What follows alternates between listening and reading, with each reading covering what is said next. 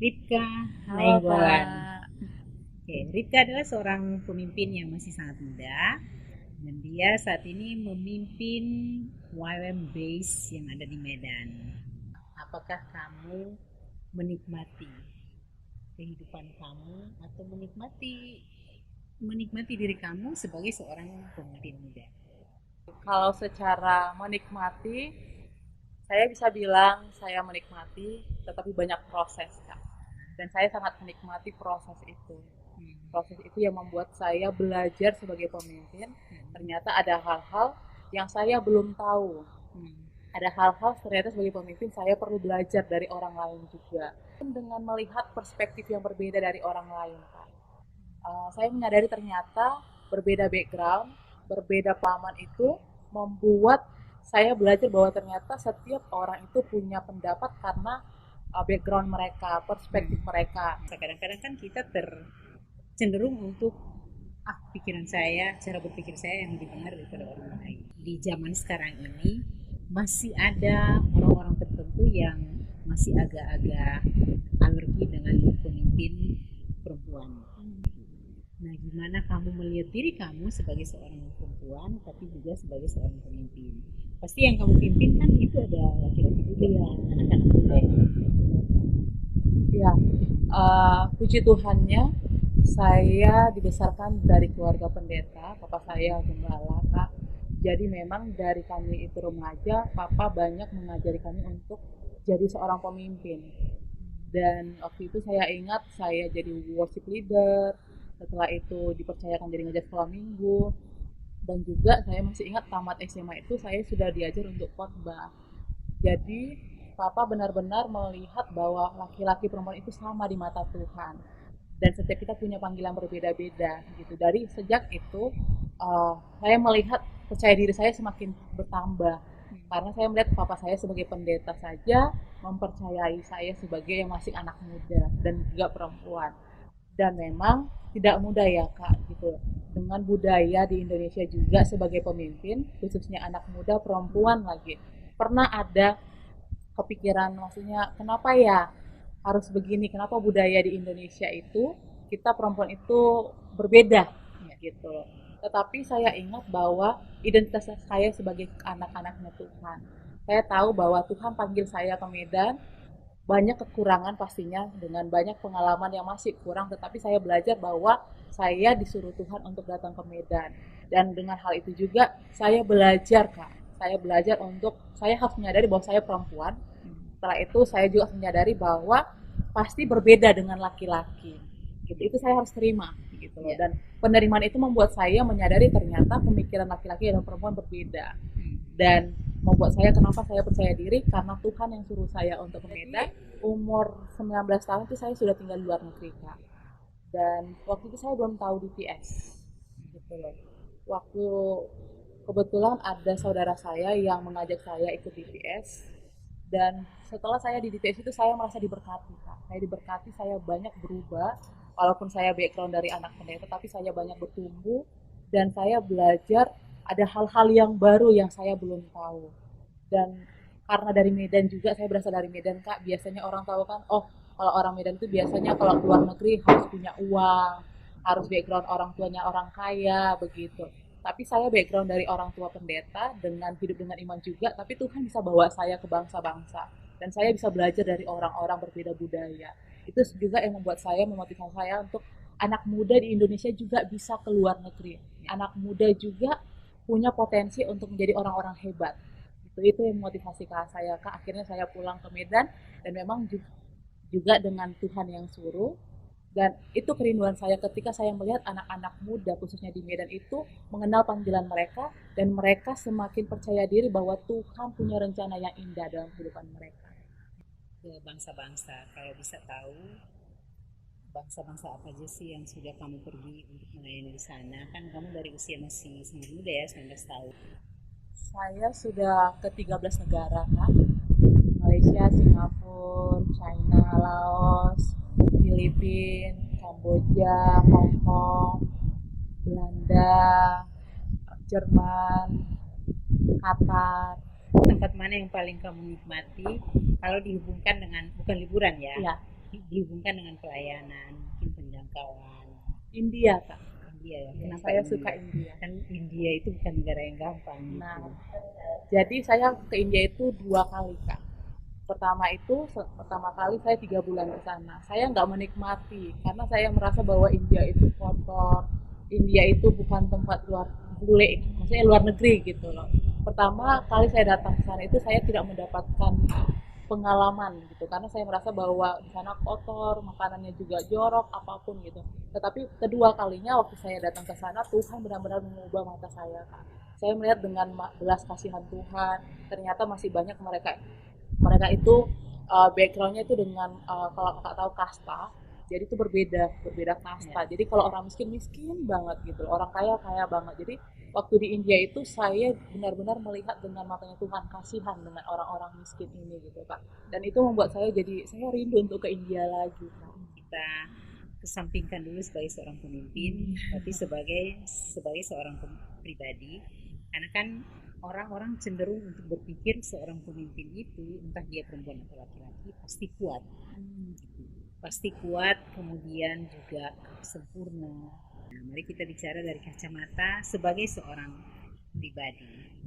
Kamu jadi pemimpin nggak langsung tiba-tiba jadi pemimpin kan, seperti tadi kamu bilang ada prosesnya. Bisa ceritain prosesnya seperti apa? Jadi umur 17 tahun saya tamat SMA. Saya itu nggak pernah berpikiran bakal jadi siapa, maksudnya jadi misionaris gitu. Dulu saya itu punya kerinduan jadi wanita bisnis. Karena tamat SMA itu saya coba untuk akuntansi, coba kedokteran, semua gagal. Sedangkan waktu itu saya termasuk orang yang juara di sekolah, 10 besar lah gitu, dari mulai SD sampai SMA gitu. Dan saya berpikir saya akan menjadi wanita bisnis. Sampai satu titik Tuhan bicara kepada saya dan Tuhan bilang bahwa Tuhan yang memanggil Ribka. Jadilah seperti mata Raja Wali yang mampu melihat jauh bukan hanya melihat dekat. Waktu itu Tuhan bilang bahwa Matius 28 itu Kak, pergi jadikan semua bangsa.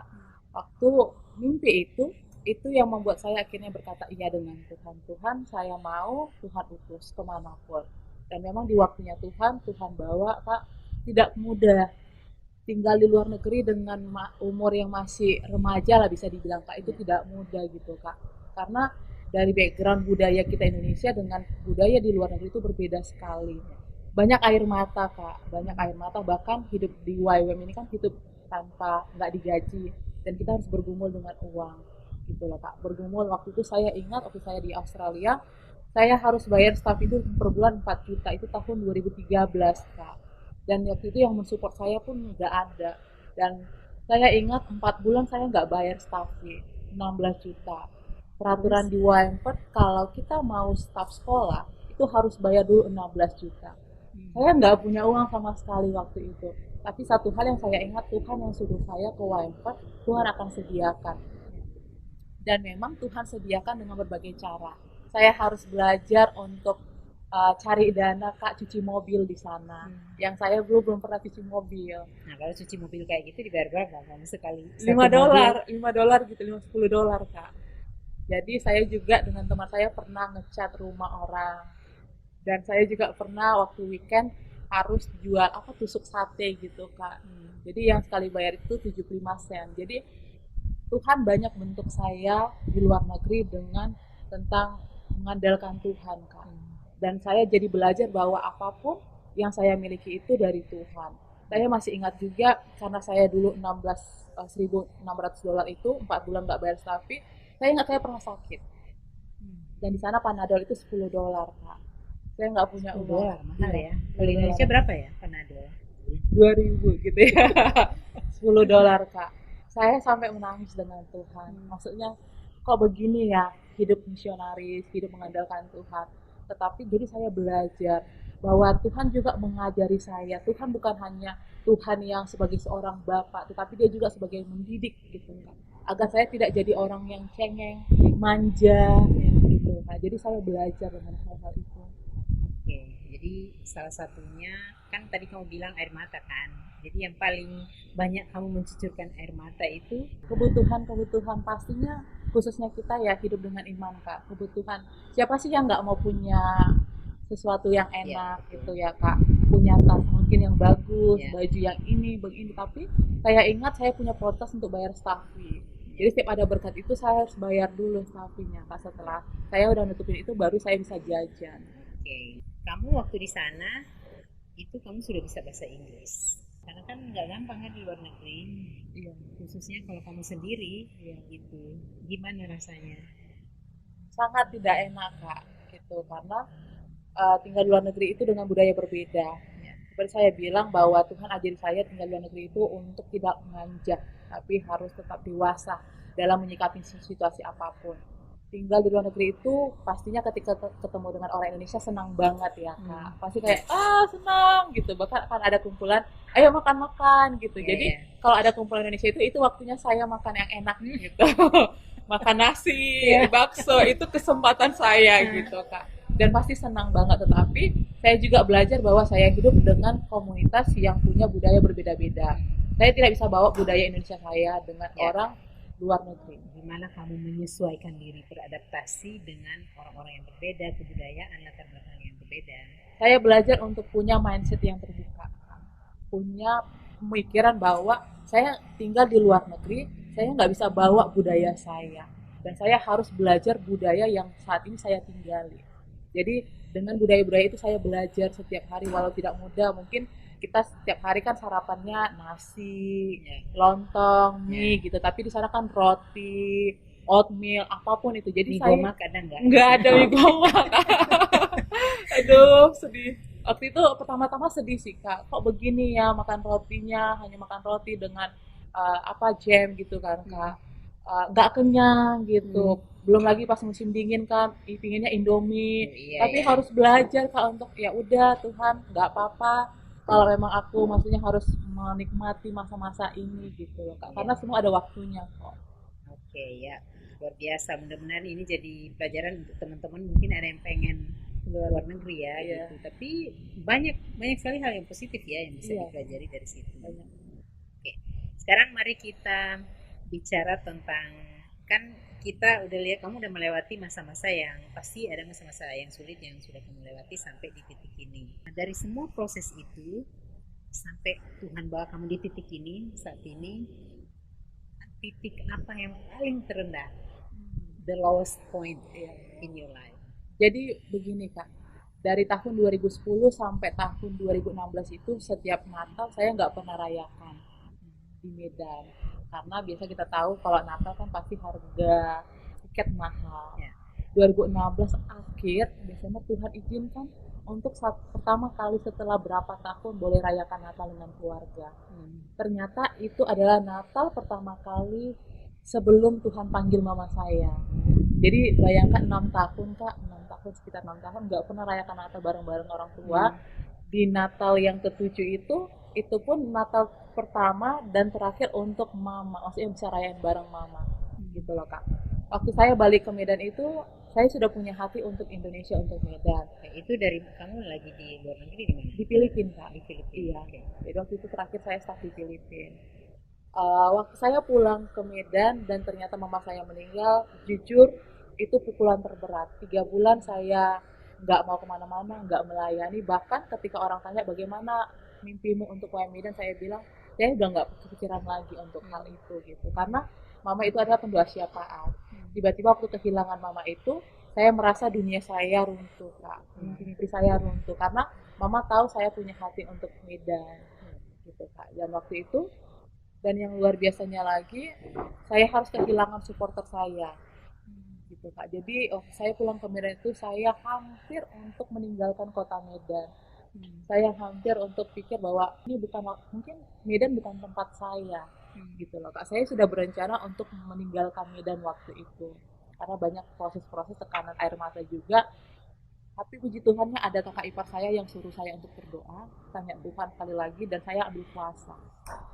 Waktu saya puasa, Tuhan benar-benar konfirmasi bahwa saya memang harus di Medan. Dan itu yang membuat saya tetap bertahan dan akhirnya merintis UAM Medan. Tuhan bicara kuat dengan saya bahwa tugas mama saya di bumi sudah selesai. Dan mama saya sudah menyelesaikan tugasnya. Ini waktunya saya untuk melanjutkan tugas saya. Gitu loh Kak. Tugas mama saya sudah selesai. Dan mama saya sudah berikan warisan, yaitu saya diajari untuk mengenal Tuhan. Ini waktunya saya untuk melanjutkan perjalanan hidup saya. Karena iman saya nggak bisa boncengan dengan orang tua saya. Saya harus punya iman sendiri, iman yang kuat untuk bergantung dengan Tuhan. Dan saat itu Tuhan bilang bahwa kamu harus melanjutkan perjalananmu. Dan itu menjadi pegangan saya bahwa apapun yang terjadi, saya punya perjalanan yang untuk saya lanjutkan ke depannya. Baik apapun tantangan ke depan, saya punya tanggung jawab dengan Tuhan untuk menyelesaikan perjalanan hidup saya. Apa yang harus kamu kamu lepaskan selain dari yang Tuhan bicara gitu sama kamu? Apa yang harus kamu lepaskan dari kehilangan ini gitu? Ini waktunya menyerahkan bahwa saya menyadari bahwa saya memang sudah tidak punya mama lagi, dan saya harus menerima itu. Saya menerima bahwa saya tidak punya mama lagi, tetapi saya percaya Tuhan akan kirimkan ibu-ibu rohani yang akan menjadi pengganti mama saya. Saya harus belajar untuk melepaskan itu, bahwa saya tidak punya mama lagi. Ya, jadi kata kunci di sini adalah melepaskan. Ya, Jadi releasing gitu. ya. Oke. Nah, kamu tadi bilang kamu percaya kamu akan dapat banyak mama-mama rohani gitu. Dapat nggak setelah Ada itu? beberapa jadi anti tante yang saya percaya untuk saya ngobrol. Oke, itu apakah di Indonesia semuanya atau ada yang di luar? Di luar, Kak. Di luar. Di luar, ya. Oke, jadi komunikasi terus dengan mereka Ya. ya. Mereka ketika saya ada masalah, saya feel free untuk hubungin mereka gitu loh, Kak. Dan saya betul-betul merasa bahwa saya nyaman ketika maksudnya mereka terbuka dan mereka menasihati saya, Kak. Jadi sejak tahun 2018 merintis Medan itu, setiap tahun itu ada perubahan yang saya rasakan. Kehilangan mama, papa saya menikah lagi, terus ada tantangan di Y Medan dengan para staff, dan juga papa meninggal. Itu 5 tahun sekarang saya di Medan itu, jadi 4 tahun setengah itu tiap tahun ada perubahan gitu loh, Kak. Ini sekarang juga maksudnya ada masalah dengan keluarga. Jadi rasa pertama, kok gini ya Tuhan gitu. Tiap tahun ada aja kayak guncangan gitu loh.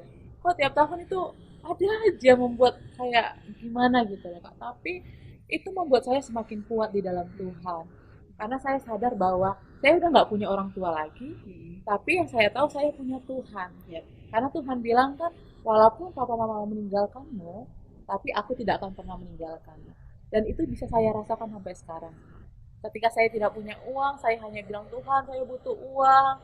Tiba-tiba ada aja orang hubungin saya, Ripka, saya mau berkati kamu. Itu tanpa saya bilang gitu loh, Kak. Dan sejak tahun lalu kehilangan papa saya itu, jujur Kak, iman saya itu dengan Tuhan, maksudnya hubungan saya semakin kuat gitu.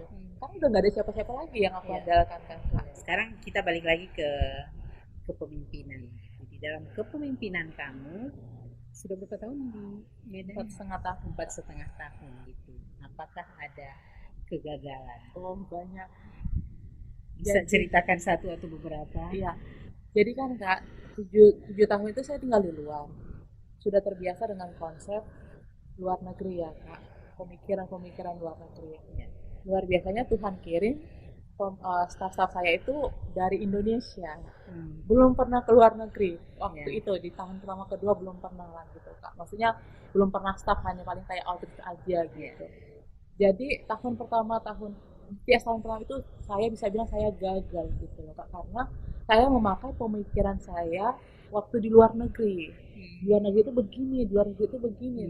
Tanpa saya sadari bahwa ternyata saya di Medan gitu loh Kak, dan saya harus belajar untuk maksudnya pikiran saya itu harus di-change untuk I'm in Medan right now gitu loh Kak. Dan saya harus, semua kebiasaan saya harus berubah. Pemikiran-pemikiran saya nggak mudah Kak, tapi saya belajar waktu itu gitu loh.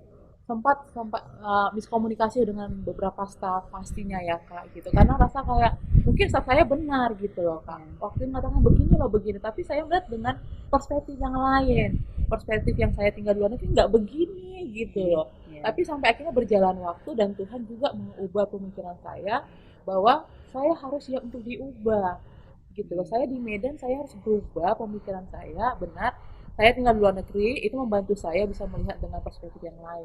Tetapi saya di sini kan sekarang di Medan Kak, dan staff saya banyak kebetulan orang Medan. Saya pun harus belajar melihat dengan perspektif mereka. Jadi saya banyak belajar dari mereka, Kak. Mereka staf yang luar biasa, sabar dengan saya. Satu hal yang saya pelajari dari sini, berarti kamu lay down ya. Iya, Pemikiran kamu, pengalaman-pengalaman kamu di luar negeri benar-benar di lay down ya. iya. Kuncinya Kak, kerendahan hati. Oke. Harus siap untuk diingatkan sama staf juga, harus siap untuk dikoreksi. Oke. Oke, siap dikoreksi. Gimana? Mungkin pertama kali masih ingat nggak pertama kali kamu dikoreksi oleh staf kamu? Pernah sih ingat pastinya. Itu gimana? Dalam hal apa? Terus gimana rasanya kamu pertama kali koreksi? Apalagi kan dari luar negeri kan masih dengan cara berpikir luar negeri. Iya, jadi saya ingat waktu di TS ya, waktu itu ada salah satu staf saya maksudnya mengingatkan bagaimana kalau untuk murid ini keuangannya kita ajarin mereka Ya. gitu keuangan gitu, maksudnya kita ajarin kita begini, maksudnya ajarin bagaimana mengatur keuangan. Tetapi karena saya bawa konsep luar negeri, di luar negeri itu kita nggak bisa mengatur orang, Kak. Maksudnya apalagi keuangan ya, kita percaya di luar negeri itu mereka sudah tahu mengatur keuangan, mereka sudah punya tanggung jawab gitu loh. Tapi di Indonesia aku nggak tahu, maksudnya ada beberapa mungkin orang banyak belum bisa bertanggung jawab dengan keuangan. Waktu itu ketika saya bilang enggak salah, saya maksudnya di TS saya dulu begini-begini gitu, di TS saya kami pun di luar negeri itu nggak ada digini kan, diajari begini gitu. Tetapi ternyata apa yang dikatakan sama saya itu benar gitu loh, Kak. Dan itu jadinya saya benar-benar maksudnya menyadari bahwa benar ternyata apa yang dia katakan gitu loh. Mungkin saat ini di Medan dengan budaya begini ini benar sekali, dan aku harus belajar untuk menerima gitu loh, Kak. Menerima untuk benar apa yang dikatakan teman staf saya ini. Gitu. Walaupun di luar negeri berbeda, nggak bisa gitu kan, Kak. Berbeda banget ya. Nggak bisa diatur orang gitu loh, Kak. Maksudnya sampai uang kita atur nggak bisa, itu nanti mereka bisa marah kan gitu loh. Lu siapa ngatur-ngatur? It's not your business gitu loh. Iya betul. Ya, tapi nggak mudah ya untuk dari satu seperti ini tiba-tiba kamu harus berubah sesuatu yang berbeda gitu. Ada transisi, Kak. Iya, jadi gimana kamu harus bisa benar-benar itu memang betul membutuhkan kerendahan hati. Iya. Oke, sampai di titik kehidupan kamu saat ini di dalam segala hal ya, di dalam kepemimpinan kamu atau di dalam kehidupan kamu secara pribadi, apa yang paling penting? Hubunganku dengan Tuhan. Karena ketika aku punya hubungan dengan Tuhan, Tuhan yang menuntunku, Kak. Jadi waktu itu saya ingat, saya kan di TS Thailand, dan Tuhan kasih visi untuk merintis Y Medan waktu itu. Tapi waktu saya berdoa, Tuhan bilang belum waktunya untuk ke Indonesia. Jadi saya pergi ke beberapa negara, staf dengan beberapa base gitu, Kak. Orang bilang, nggak percaya gitu, Kak. Buktinya kok kamu makin jauh gitu loh. Sedangkan hatimu di Medan, kamu makin pergi ke sini makin jauh. Nggak betul gitu. Banyak orang nggak percaya waktu itu. Tapi aku bangun hubungan dengan Tuhan, Kak, dan aku belajar untuk mendengar suara Tuhan. Apalagi di YM kan kita belajar ya, Kak. Jadi kemanapun aku pergi, aku belajar untuk tanya Tuhan dulu, Tuhan, apakah udah waktuku untuk pulang ke Indonesia? Atau apakah aku perlu kesini, Tuhan? Apakah aku ke sana gitu? Dan aku belajar untuk apapun yang aku lakukan, aku harus tanya Tuhan, Kak. Karena itu fondasi peganganku untuk apapun yang aku lakukan. Mungkin aku pernah buat kesalahan gitu, Kak. Tapi aku semakin belajar bahwa ketika bersama dengan Tuhan, Tuhan akan menuntun ke tempat yang tepat di waktu yang tepat, bertemu dengan orang-orang yang tepat. Okay. What is your dream? Saya ingin melihat banyak anak-anak muda jadi pemimpin. Kalau Tuhan izinkan saya jadi pemimpin di waktu saya muda, saya percaya banyak anak-anak muda di luar sana yang sedang Tuhan persiapkan menjadi orang-orang hebat. Tuhan saja mempersiapkan Yusuf waktu dia muda, Daud waktu dia muda, Samuel dari dia muda. Ternyata anak-anak muda Tuhan sedang persiapkan menjadi orang-orang hebat. Dan mimpi saya sedang melihat orang-orang muda di Indonesia jadi pemimpin. Oke, luar biasa. Memang Tuhan menyiapkan para pemimpin yang hebat-hebat itu ketika mereka masih sangat muda. Nah, aku percaya ini yang terakhir. Aku percaya kamu kan sekarang memimpin Medan. Aku percaya kamu nggak hanya akan terfokus di sini saja, kan pasti akan lebih luas. Kan tadi bilang kamu pengen lihat ada pemimpin-pemimpin baru yang muncul, kayak melipat gandakan pemimpin. Jadi pasti kamu sedang mempersiapkan pemimpin dong untuk Medan. Terus sudah ada gambaran belum setelah dari Medan mau kemana? Belum ya. Sudah ada, tapi sedang didoakan. Oke, ke bangsa-bangsa orang Indonesia, ayo pergi ke Yes, bangsa-bangsa, membawa benar Kak. pengaruh bagi bangsa-bangsa. Jadi bukan cuma orang-orang yang dari luar Iya, untuk datang berkati bangsa Indonesia, tapi ini saatnya ya orang Indonesia untuk pergi menjadi berkat. Oke, ini paling terakhir, terakhir pengen pesan apa untuk anak-anak muda yang mungkin seusia kamu atau di bawah kamu yang memang mereka rasa mereka ada panggilan untuk jadi pemimpin. Mungkin ada yang masih ragu-ragu atau ada yang masih sedang pesan mendoakan. untuk teman-teman yang ada di luar sana, jangan pernah anggap dirimu muda atau tidak bisa karena Tuhan sedang berikan motivasi atau potensi yang besar untuk dirimu. Satu hal yang saya mau ingat bahwa saya sangat berdoa untuk banyak anak-anak muda di Indonesia menjadi berkat sampai kepada bangsa-bangsa. Kalau saat ini teman-teman masih bingung berdoa atau masih nggak tahu apa yang ingin mau dilakukan, coba toh doa tanya Tuhan. Dan saya harapkan ada mentor atau kakak rohani yang bisa kalian ajak ngobrol, minta didoakan. Dan percayalah, waktu itu kakak rohani atau mentor akan membimbing kalian untuk menggenapi rencana Tuhan. Buat anak-anak muda di luar sana, jangan takut bermimpi besar. Percayalah, Tuhan punya Amin. rencana besar untuk kalian. Kalau Tuhan saja izinkan saya untuk tinggal di luar negeri, bisa mulai di luar negeri, kamu juga Tuhan akan pakai sampai ke bangsa-bangsa. Tuhan berkati. Amin. Thank you, Rip. Terima kasih banyak kita. Ya, Kak. Cheers. Cheers. Terima kasih, Kak Conley. Thank you.